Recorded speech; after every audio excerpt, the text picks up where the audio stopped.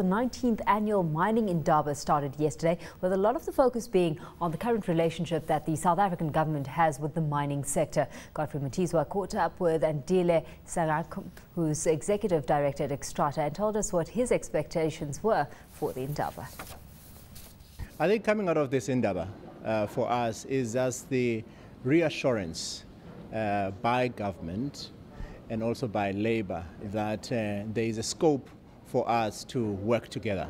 You know, the challenges that the mining industry is facing at the moment are not insurmountable challenges. What is important is a commitment, you know, from all of us, from business, from government and from labor, to find lasting solutions. Is that will there? What's your sense?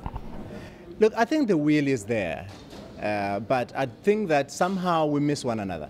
You know, we need to find a place where we can both commit to a common set of values, a common vision, and a common sense of identity. You know, I'm almost inclined to say that we need a mining codessa, you know, where we just reaffirm, you know, what it is that we want to get out of the mining industry and what is it going to take.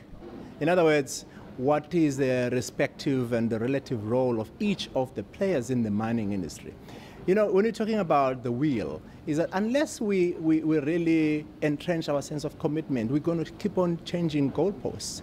I think that the mining industry is ready and willing to invest to the extent that we've got a predictable regulatory framework.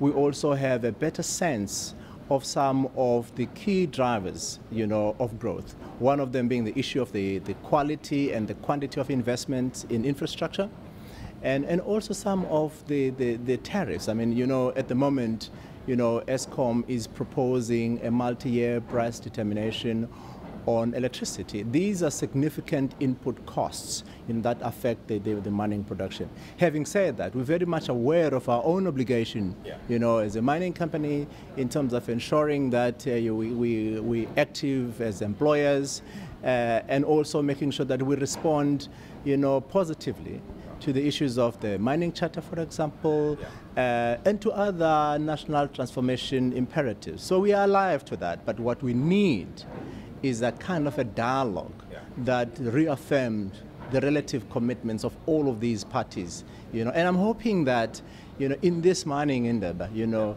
there'll be a reaffirmation, you know, of those kinds of conversations, and hoping also that post the Indaba, there'll be firm plans and programs that will then give more impetus, you know, to that.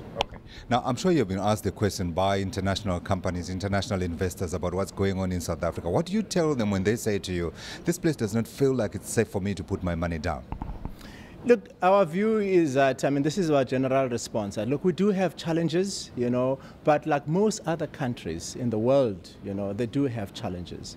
But what is more important is to have a common script, to say both as country, in terms of government, labor, and also as the mining companies, how are we going to get ourselves out of these challenges? They are not unique. Maybe the severity and also the timing of some of these things is unfortunate, but we don't think that the problems of South Africa are that unique, to be honest, you know, and insurmountable. So there is indeed, you know, a resoluteness and determination, you know, at least from the side of the industry, to say we're prepared to work with government as well as with labor to try and find lasting solutions to these problems. Have they listened to you? Have they believed what you've been saying? How strong has been the skepticism?